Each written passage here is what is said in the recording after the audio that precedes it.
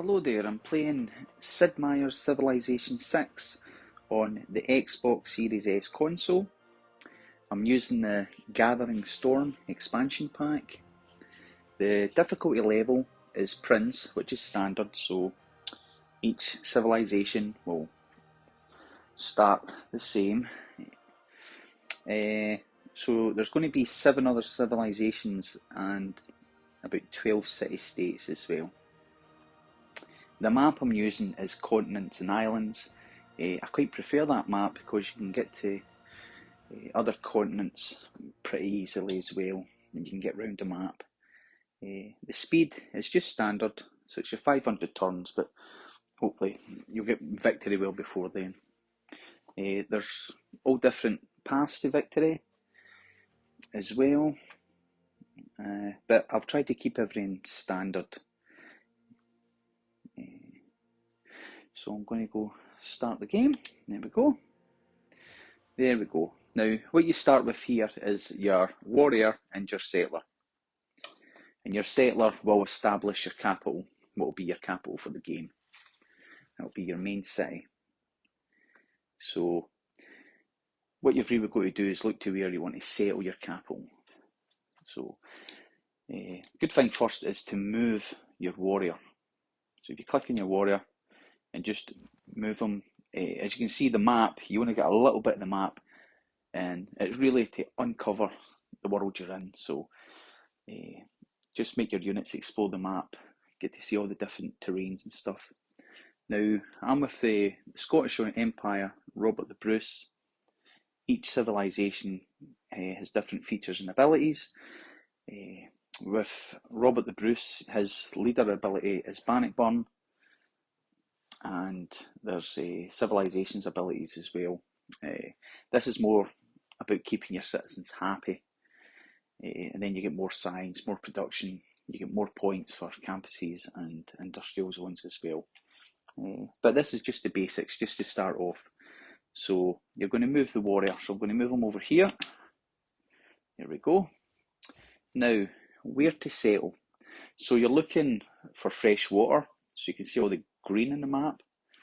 If you look down to the bottom right there in your graph, it shows your water availability guide. So as you can see, the green is pretty good. That'll give you good housing, again, to grow your population. And you can see the grey ones, no, you're going to have to like build a granary right away to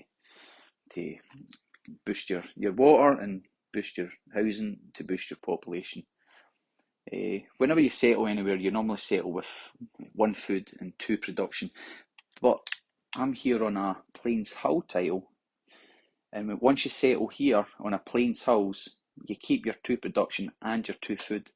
So that's pretty good. But you can move about if you maybe see a luxury resource or whatever. You can settle on a luxury resource and you get to keep that resource. When you settle your capital, it will go out to a 3 tile radius. So again, if I settle here, I'm going to get stone. And in 3 tiles time up here, I would get the bananas. 2 tiles this way, I will get spices, another luxury resource. But I'm going to settle right here, and you can see the terrain. I've got mountains here as well, and I'm on a river, so the mountains will help with adjacency bonuses for different districts and stuff, campus and holy site. So you're really checking your surrounding area. I like to check for chop potential as well. Now what I mean with this is later on your rainforests and your woods, you can chop them down to get the production when you're building units or towards different districts and buildings. So I'm going to settle right here. There we go, I'm going to found city. Do you want to remove the rainforest? Yes.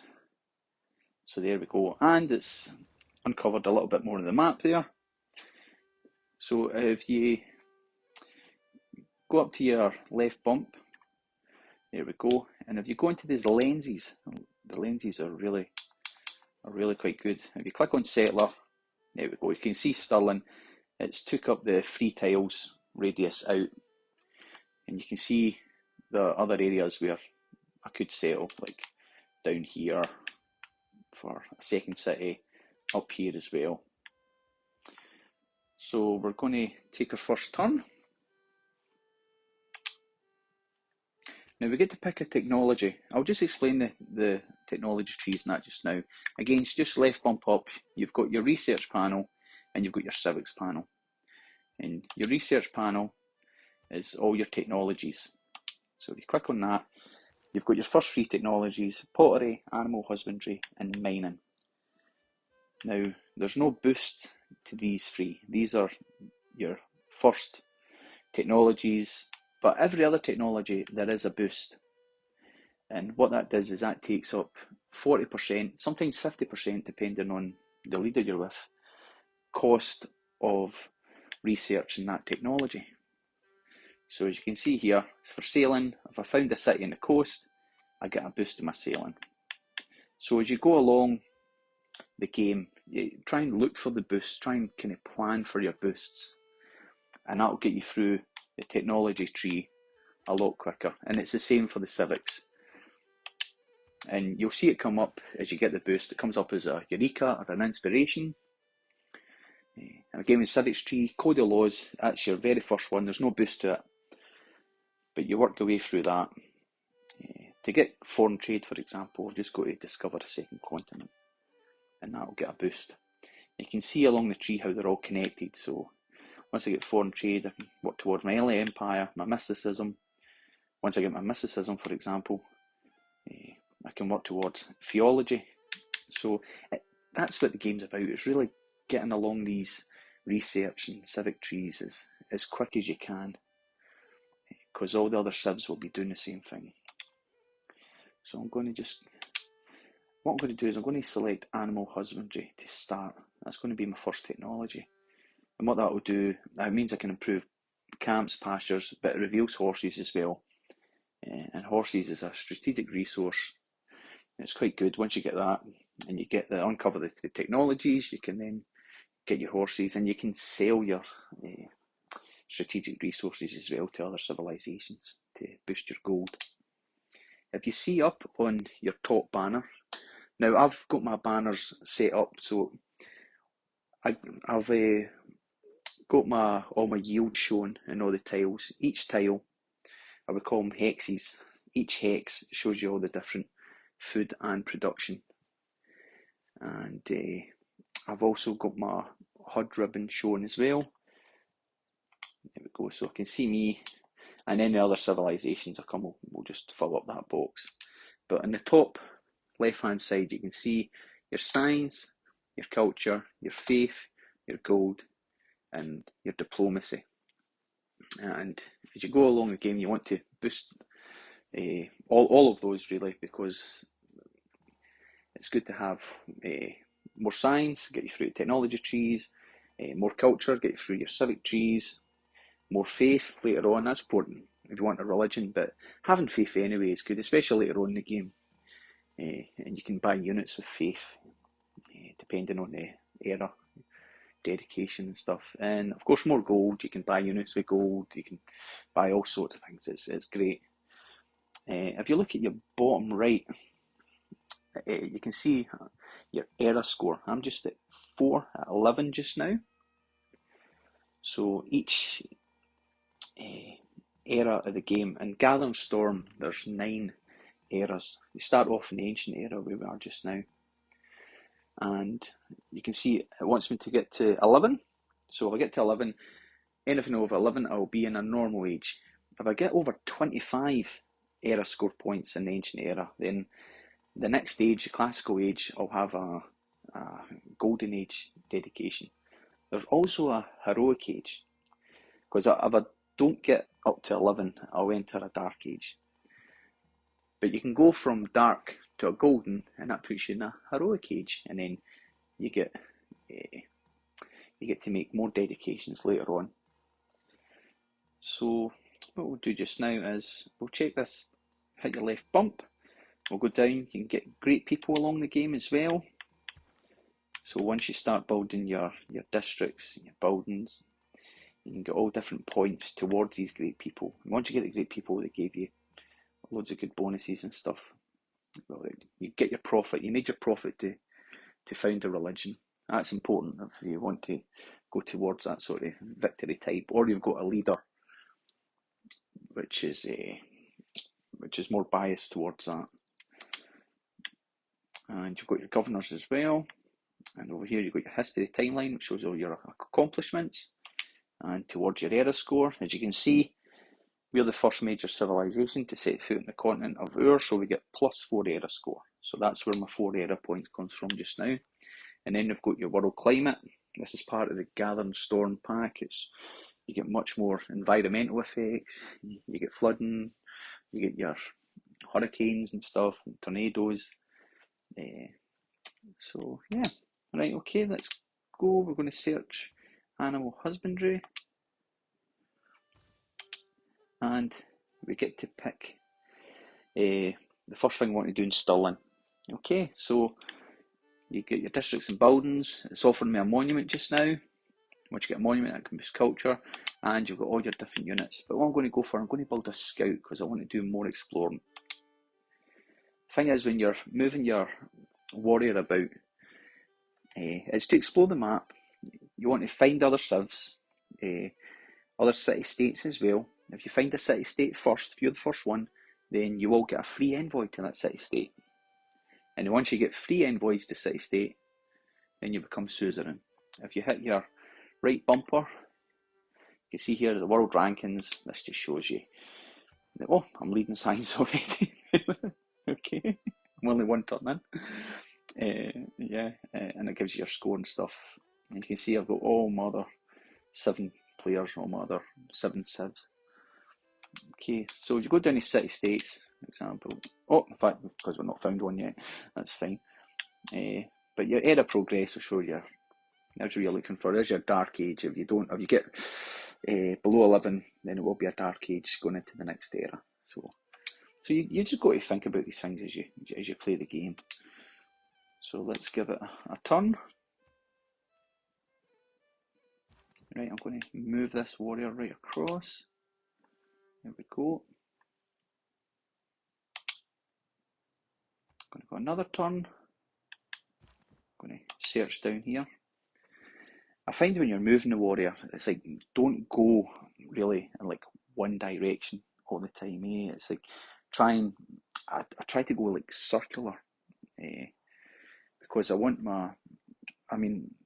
you can find natural wonders and stuff that gives you a boost to astrology. You can find tribal villages, which is quite good, and you can get bonuses on that. And also you get to find your barbarian camps as well. And the barbarians, they will attack you. So I'm going to give another return. I'm going to go over to here. And then I'm going to go probably down the way, follow this river. Again, looking out for tribal villages, world wonders. There we go, I found my first city-state, Wallen. If you right bump up here, you can see the city-state icon now. You can click on that. And I've got 1 envoy, so I'm the first to meet this city-state, which is good. And you can just see in the right there, to become suzerain of the city-state, I need 3 envoys. So if I'm the first to 3 of that city-state, I'll get an era bonus as well, era score bonus. And you get different city-states set different quests and stuff as well. Like the quest for this one, if I train a spearman, I'll get again a boost to my envoys to that city-state. You've got all different sort of types of city-states. This one is militaristic, but you also get cultural, scientific, industrial, trade. So, well, that is my scout made. That's good. I think what I'm going to build next is my monument. I want to give a boost to that culture. If you check up in the top left banner, my culture's only at 1.2 per turn just now. When you get a monument, I'll get +1 culture, so I'm going to go with monument. I'm going to move this scout to the top of the map, here, I might follow that river up, see where it leads.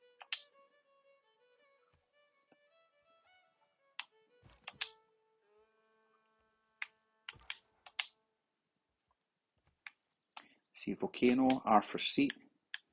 Plus, if you're the first civilization to find different things like volcanoes and oceans and stuff, it does name it after you. So I've found this volcano and it's named it after Seat, which is a Scottish, well, extinct volcano in Edinburgh. You can see from my house actually.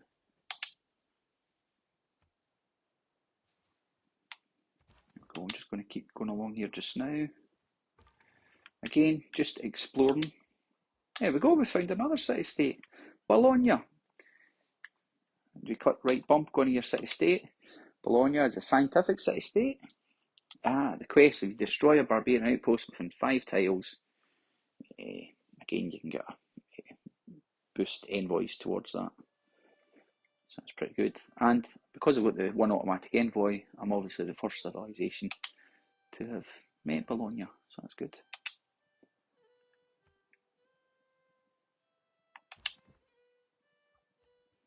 That's good. There's a whole mountain range down there, which is quite good because, as I was saying earlier, you get different adjacency bonuses from this.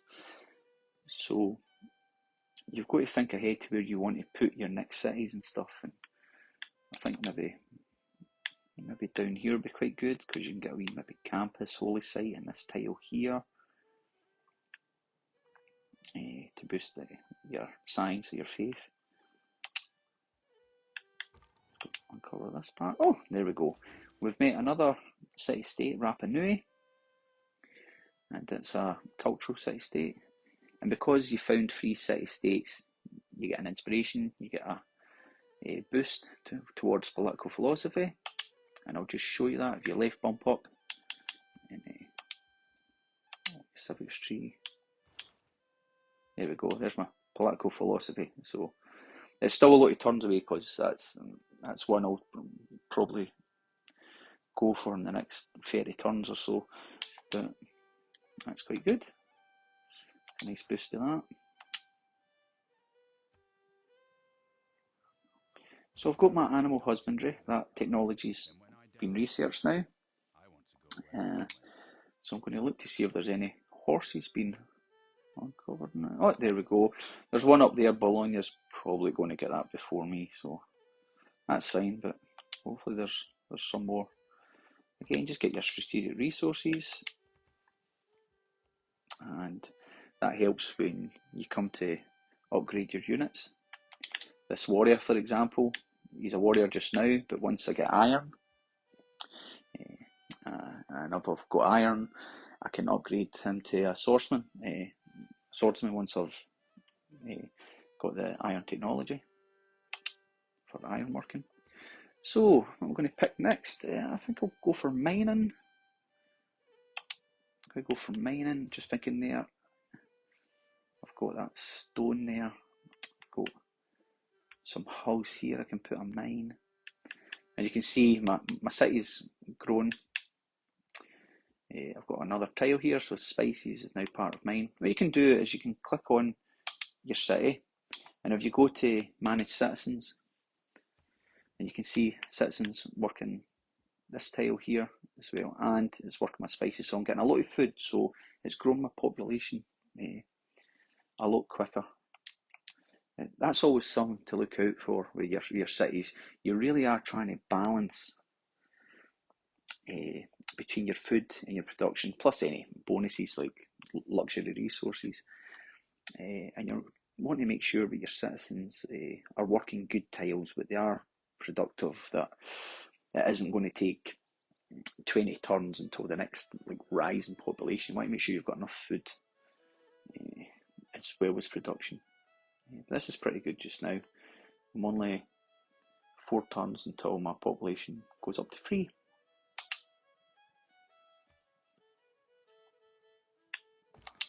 Check down here.